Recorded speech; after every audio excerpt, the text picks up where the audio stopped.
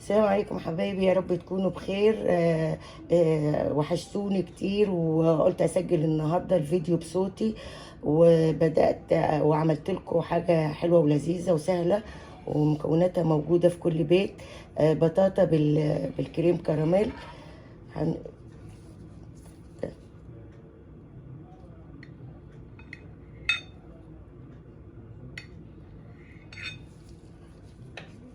ممكن نرش مع بعض. مش هرش عليها، هرش على الجناب كده عشان ما اغيرش شكلها الجميل اللي انتوا شايفينه.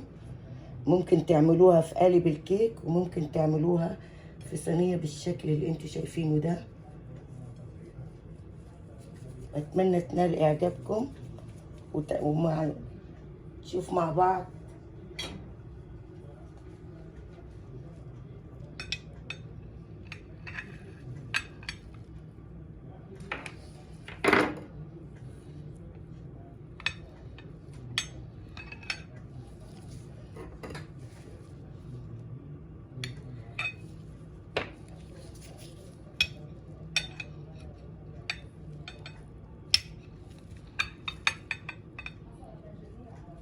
شايفين الجمال؟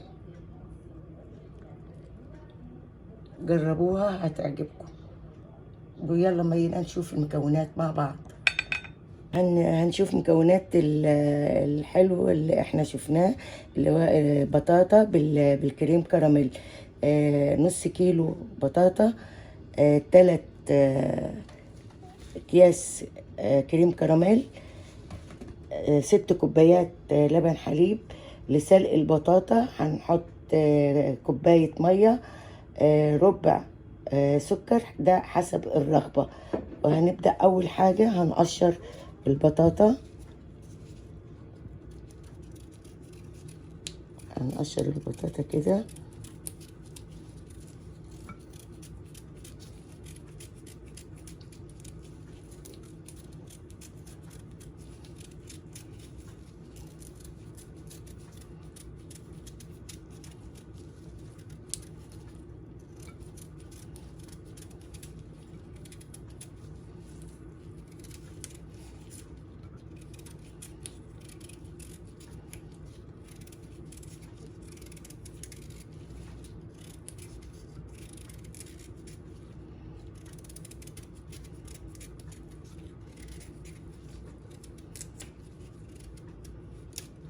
هنقشر التانية ونشوفهم مع بعض.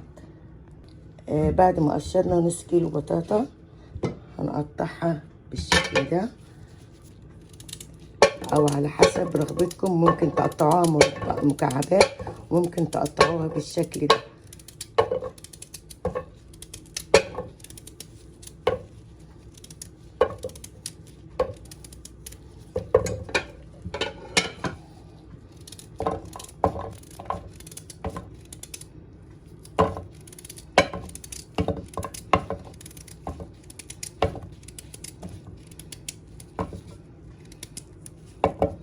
هنحط عليها ربع كوباية سكر او حسب الرغبة.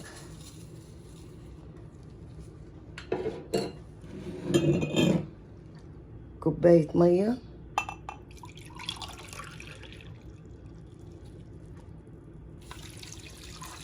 ونحطها على النار.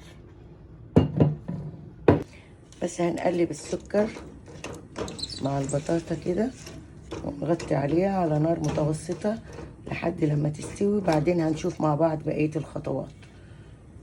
يا حبايبي هنشوفها لحد كده، هنسيبها شوية قربت تستوي. اذا ما خلصتش المية كلها ممكن نصفي المية وبعدين نشوف الخطوة التانية.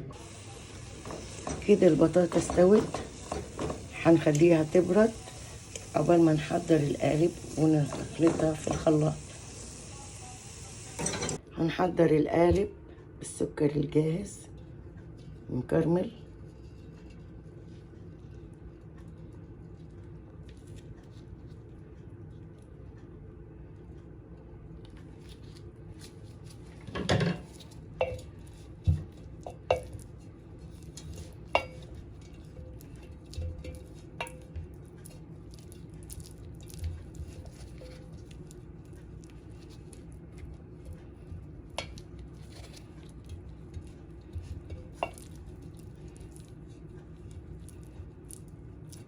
بعد ما جهزنا القالب بالشكل ده هنخليه على جنب.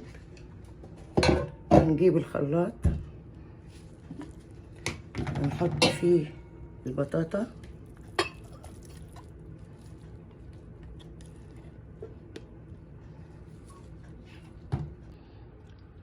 بعد ما حطينا البطاطا في الخلاط هنحط عليها 6 كوبايات حليب،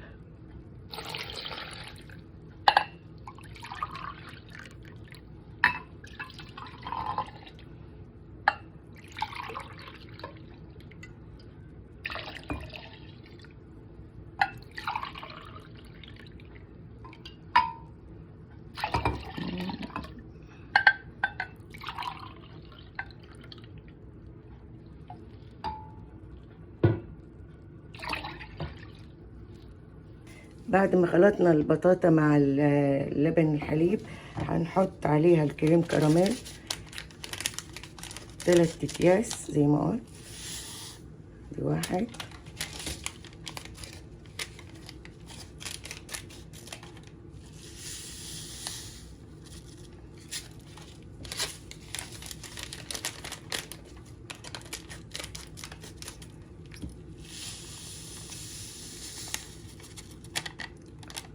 بعدين هنخلطهم تاني مع بعض. خلطناها هنصفيها عشان ما يكونش فيها اي تكتلات من البطاطا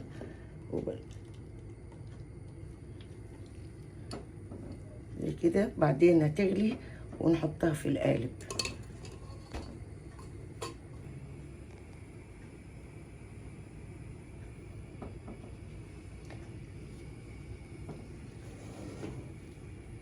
بعد ما تغلي بالشكل ده هنشيلها ونحطها في القالب بتاع الكيك.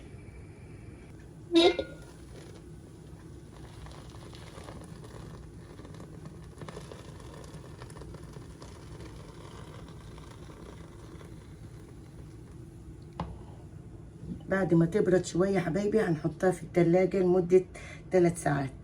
بعد ما تطلع بعدين هنشوفها مع بعض. حبايبي ده الحلا بعد ما طلعناه من التلاجة، ممكن نحطه في قالب الكيك او نحطه في قالب زي ده ونكمل معاكم. شايفين الجمال؟ ممكن تحطوها في قالب الكيك وممكن كده، الاتنين بصراحة احلى من بعض. حلا سهل وخفيف وطعمه لذيذ، والاولاد والكبار هيحبوه.